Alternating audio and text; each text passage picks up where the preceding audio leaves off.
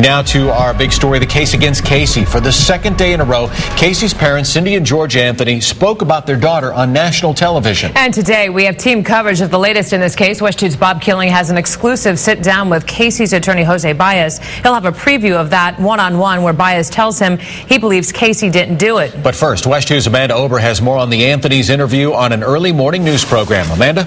Well, George and Cindy Anthony's attorney tells West 2 the Anthonys are going on national television to bring attention to a foundation they started to help families of missing kids.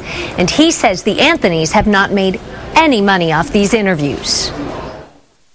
Cindy Anthony says, like her husband George, she too considered committing suicide. I wrote suicide notes back in end of July and August. No one knows that. You did? Yes, I did.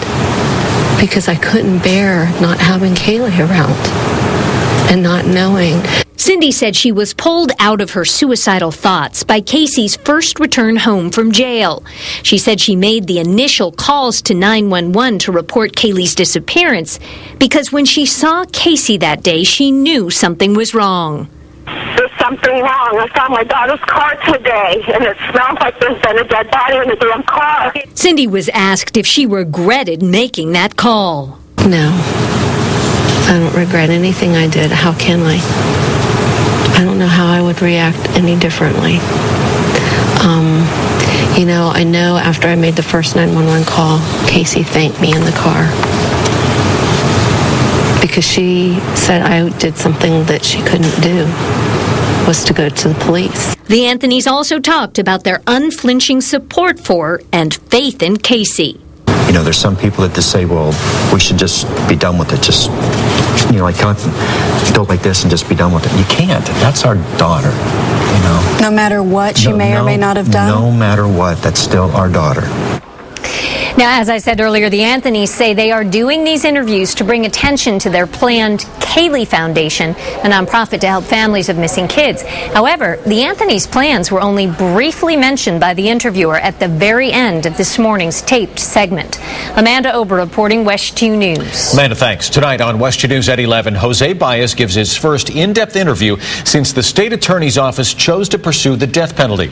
It's part of our special report called Why Casey Could Go Free. West 2's Bob Keeling has been out in front covering this case, and he's here now with a preview. And Bob, what did Baez say? Well, Jim, we asked Jose Baez and two other criminal defense lawyers to make their case on why they think Casey Anthony could go free.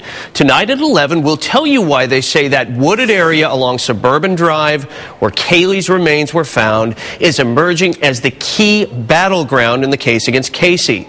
In that exclusive interview with West 2, Jose Baez this week told us that there are many things about the case prosecutors and the public still don't know. They don't know who did it. And to prove someone guilty of a crime, you must first prove a crime has been committed, and second, that the accused is the one who committed the crime.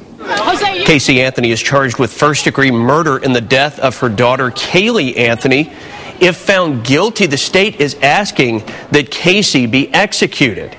Don't miss our special report tonight at 11, Why Casey Could Go Free.